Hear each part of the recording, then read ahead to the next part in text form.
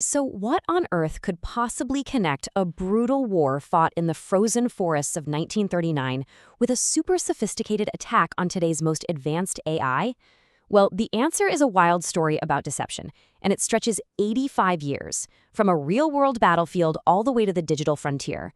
We're going to explore how a ghost from the past is basically haunting the machine of the future. I mean, just picture this. On one side, you've got Finnish soldiers on skis, dressed in white, fighting for their lives. And on the other, you have the completely invisible, internal world of a large language model. The thread that connects them reveals this really critical vulnerability in AI, and it all kicks off with an incredible story of resistance. Okay, so first, let's rewind. We got to go back to the super harsh winter of 1939, right on the edge of World War II, to really get a handle on what the Finns pulled off.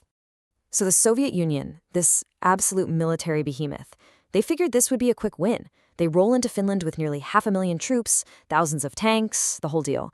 I mean, Finland was this tiny nation. It seemed like it was going to fall in a few weeks, right? Just like Poland had. But the Finns had other plans. This is where it gets good. The Finns took their biggest weaknesses and just flipped them into strengths. They used that brutal winter and their dense forests to become, well, as one historian called them, ghosts on skis. They invented this thing called Madi warfare, where they'd surround and chop up these huge Soviet divisions into tiny, manageable pockets. It was all about guerrilla tactics and just incredible ingenuity.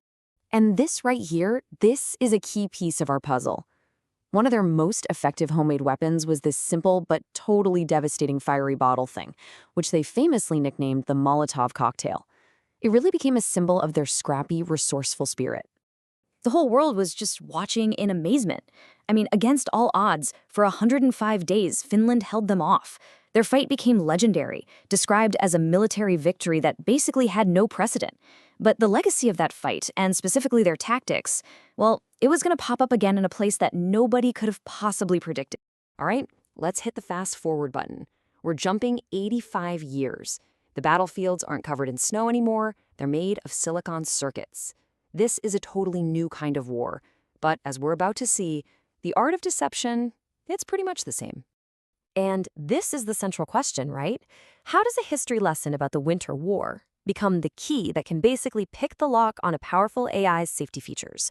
The answer is in a new kind of attack, one that's a lot like the Finns' own clever, sneaky approach. See, the weapon isn't a piece of code or some kind of malware. Nope, it's just a conversation. This is the big reveal, a really sophisticated technique that's been dubbed the crescendo jailbreak. Okay, so first off, what even is a jailbreak? Think of it this way. AI models have these super strict safety rules hardwired into them. They're not supposed to write harmful stuff, like how-to guides for weapons or promoting violence. A jailbreak is just a cleverly phrased prompt that tricks the AI into breaking its own rules. Now, most simple jailbreaks, the AIs are getting pretty good at spotting them. But the crescendo attack is different. It's not one direct, obvious command. It's a slow, multi-step conversation. It starts off totally innocent and just gradually nudges the AI towards a topic it would normally say no to. And this is where it all connects. Researchers discovered they could jailbreak a top-of-the-line AI just by talking about the Winter War. The conversation starts with a simple history question, no big deal. Then the next question is also harmless. The AI is happily chatting about Finnish tactics, homemade defenses, Molotov cocktails as a historical fact. But by that fourth question, how did they make them? The context has been so carefully built up that the AI just complies. It gives instructions that it's been explicitly trained not to give. So why in the world does this work? To get it, we kind of have to peek inside the AI's head, into its decision-making process. It's not just about the words. It's about how the AI internally represents ideas. The best analogy is that old story about the frog in boiling water. If you ask an AI directly, hey, how do I make a weapon? That's like dropping a frog into boiling water. The AI's safety systems freak out and shut it down immediately. But the crescendo attack, that's like slowly turning up the heat. Each turn in the conversation is such a tiny, unnoticeable increase in danger that the AI's safety alarms just never go off. So to actually see this trick in action, scientists use this really cool technique called representation engineering. You can think of it as a way to make a map of the AI's thoughts, letting us see how it groups concepts like safe versus harmful. The difference here is really about brute force versus subtlety.